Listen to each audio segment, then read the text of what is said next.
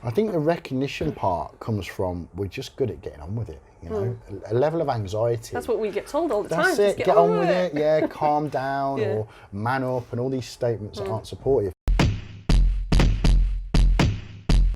Hello everyone, I'm super excited today to have Ryan Ridgway with me here. Ryan is the Director of Mind Health Solutions, MMA fighter and mental health first aid trainer. That's right, yeah. Anything you'd like to add? Just that I've got a passion for all things mental health, really. So I'll shortly be joining the team at the Samaritans and being able to support people on the phones who need that help. I think their work they do is fantastic, and I've also been a specialist support worker in a mental health charity, so supporting people, having the privilege of supporting people with severe mental illness. So yeah, it's all things mental health because of my own journey, because I've had my own journey of mental illness and mental health. So yeah, it's great to be able to use that experience to help others.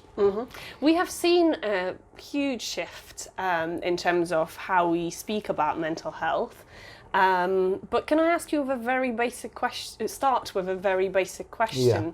What is mental health, and why do you think we still separate it from physical health? Yeah, absolutely. How long have you got? That's a basic question, but a huge one. You got, guys. Yeah, stay with us. Yeah, mental health.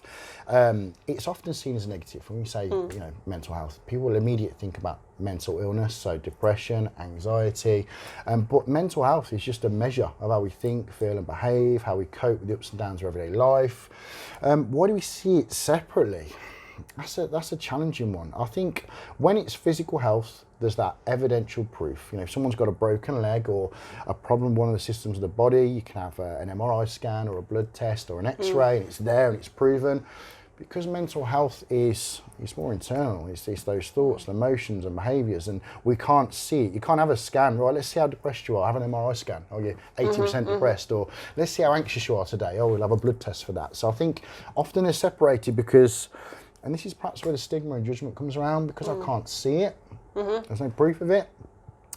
Is it real? Is it not? And sadly, that's what the best people to understand this are experts by experience, because when you've gone through a level of mental illness or poor mental health, you know what that feels like. You know it's real and as impactful of a physical illness. You've spoken about mental health or poor mental health not being a visible thing. It's not as easy to spot as a cold or whatever else. That's physical. But that's on the outside. But even internally, I think, and here is my question, why do you think it's so difficult for people to recognize that their mental health is deteriorating? And also, and I think this is even a more difficult thing to do, to reach out for help? I think the recognition part comes from we're just good at getting on with it. You know, a level of anxiety. That's what we get told all the time. That's it. Just Get on with it. Yeah, calm down, or man up, and all these statements that aren't supportive. But even within ourselves, recognising that within ourselves, a level of anxiety, a little bit, a level of nervousness or worry, or however you want to describe it, even excitement, that can be useful. That can keep us safe. So if you're going to cross the road, you might be a little bit anxious. Is there any danger? No, there isn't. That'll subside and you'll carry on. So it can creep in through the back door. Anxiety is a useful human emotion.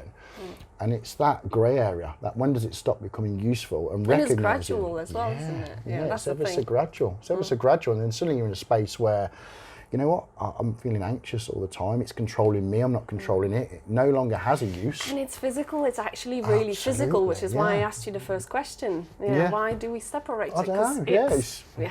Anyway, carry on. How many symptoms, how many recognised symptoms of anxiety do you think there are? So by that I mean, at some point in time, someone's gone to see a clinician, a doctor, a professional, and the professional's identified, well, that's anxiety. Give me a number. Have a little guess at how many. Recognised. How many symptoms?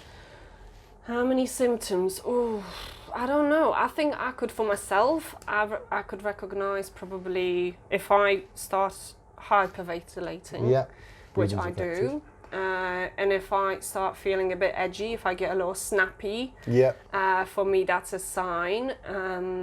I'm generally quite analytical, but then if I get overly analytical, like really, really, you know, kind of keeping me up at night or whatever, then for me, okay, I just need to step back a little bit. So for me, those are the signs. Got you. You recognise your own triggers, your own signs when you start to become unwell or it starts to creep in. Over 100. Wow. And I think there could be so many more, right? So like, you know, some of these things are useful. Recognising when it stops becoming useful. We're not in our busy lives when we're just good at getting on with it. I've got stuff to do. I've got things at work. I've got things at home. I haven't got time to face that and recognise that actually this is controlling me a bit more than I'd like it to. So yeah, it's complex. Whereas if you, I don't know, broke your leg, you know about that, right? You're like, oh, I need to do something with this. The leg is broken. I need to get that support immediately. So I think it's that, like you said, it creeps in ever so sly behind the back door. So now the second part, why is it so difficult to reach out for help? Is it because we are told to get on with it? Is it because of the sort of, I don't know, our, still, sadly, we associate, whenever we hear mental health with this sort of old school, you know, electric shock therapy things. Well, I'm not that, you know, forgetting that, you know. And especially considering the fact how overstimulated we are in this day and age. Absolutely. You know, oh God, yeah, that's a whole separate subject, but I think it's really relevant to what we're talking about. It absolutely is. I think there's going back to your question, there's a whole host of reasons why it's hard to reach out. There's that generational gap. So you mentioned that understanding of some people believe that if they even start to explore this, it will mean asylums, straitjackets and electroshock therapy, driven by some of the films we've seen, like One Flew Over the Cuckoo's Nest, and the media. We hear in papers, on the news, when it goes horrifically wrong and someone just so happens to have a mental illness or diagnosis of.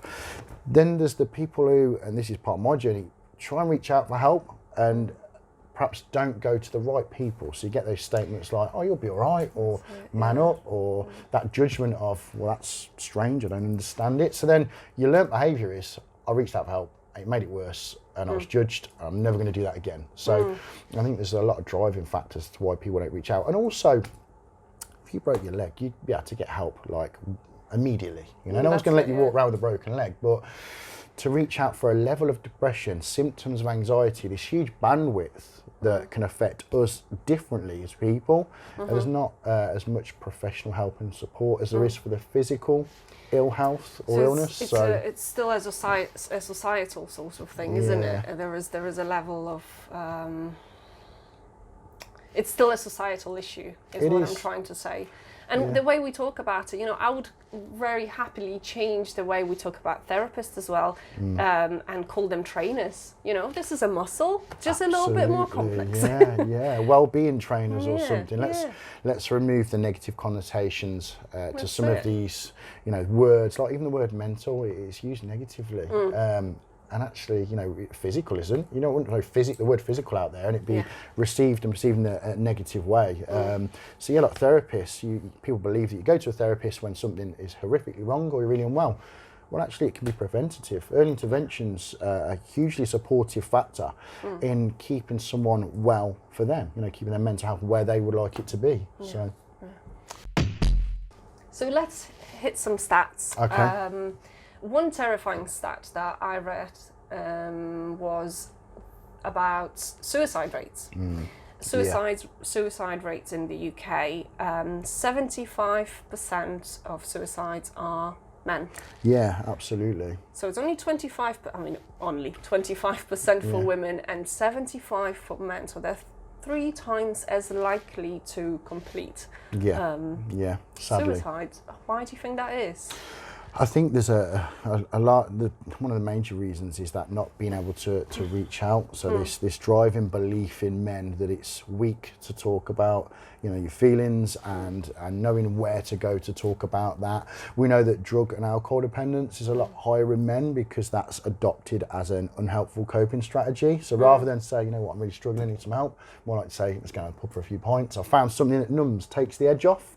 So I'm adopting more of that behaviour rather than the reaching out for support and genuinely talking about what I'm struggling with. We also know that the methods adopted by men, generally speaking, the trends show, pick methods that are more definite. So jumping from heights, hanging and jumping in front of, whereas women, generally speaking, are known to pick medication overdose, where there's some opportunity to stop, change your mind, reach out for help. So a number of reasons why, you know, it's so much higher. 3/4 are men and 1/4 are women. So why is it so hard? Can you tell me? we're seeing a change. We're seeing a shift in how this is being talked about. So, for example, I'm more likely to talk about my mental health journey. I'm here now. You're a pro. I don't know about that. You know what? There's no experts in this because you're dealing with thoughts, feelings, emotions, and then people as individuals. So, thank you for saying I'm a pro. But you know what? Even some of the people I've worked with who have been mental health nurses for quite some time, and they would say, you know what? I'm no expert because everyone's different. Everyone's recovery journey or the support someone needs or how this affects them might look slightly different from everyone else. But for men, I think it is hard because from your personal experience, that's I suppose why I'm asking. I can't say. As a personal experience, lady. I just think it's that driving belief that's weak to talk about, and men, should just get on with it. So what, that toxic masculinity? Toxic masculinity. Just man up, and Absolutely. whatever that means. Whatever. How do you do that? No one's taught me how to man up yet. Did you jump up and down? I don't know what that looks like. But yeah, we're definitely seeing that one of the major industries where suicide and poor mental health is currently a problem is construction workers. Okay. So they have one of the highest suicide rates by industry in the UK, and we're seeing the risk factor. One of the additional risk factors, there are many, is that toxic masculinity, that banter on site when it's actually bullying. So someone's really low, someone will, have a bit of banter, what's seen as banter.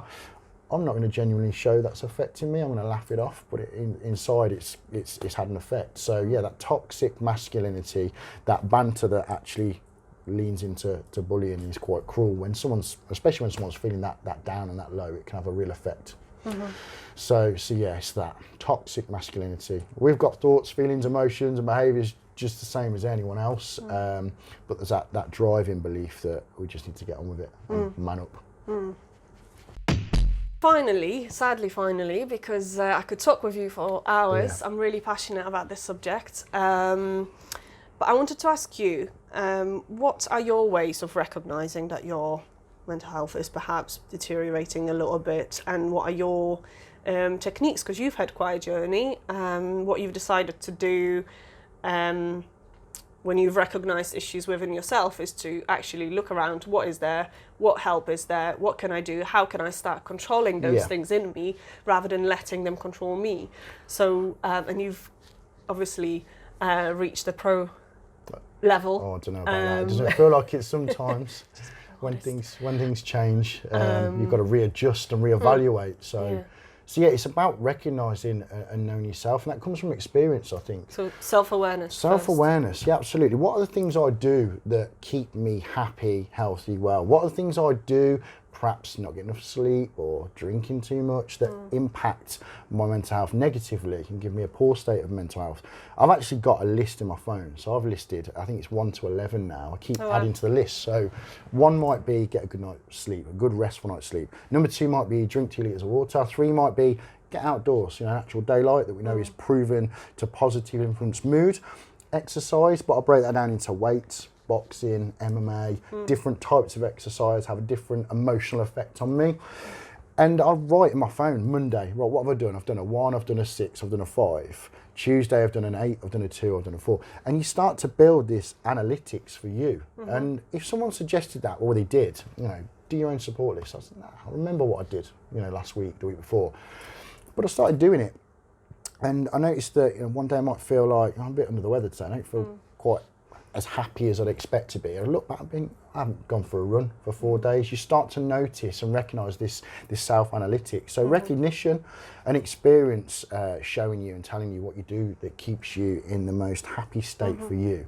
Problem with that is things... I think, sorry to interrupt you, remembering that those days will be there, because our brain chemistry just goes up and down, and there are a variety of things that influence it. So also allowing yourself to sometimes, this is just one of those days. Definitely. Kind of thing. Great point, yeah, absolutely.